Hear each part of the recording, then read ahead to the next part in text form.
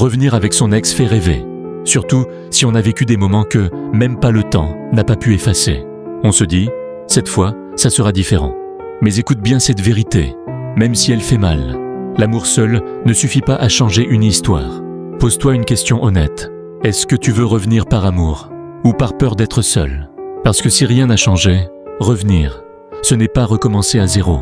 C'est revivre les mêmes disputes, les mêmes déceptions, les mêmes blessures.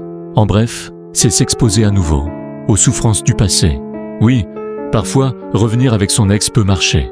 Ça peut marcher si les deux ont reconnu leur tort. Si chacun a travaillé sur lui-même, en silence, sans promesse vide.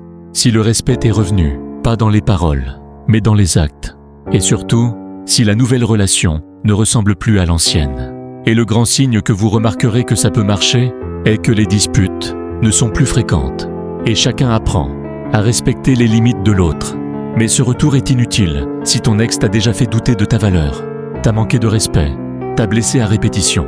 Alors revenir, ce n'est pas aimer, c'est te trahir toi-même.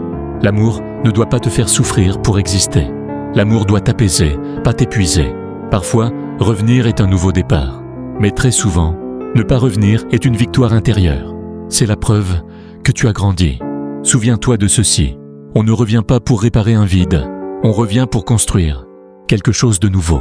Et si rien n'a changé, partir était et reste la bonne décision. Écoutez ce sage conseil.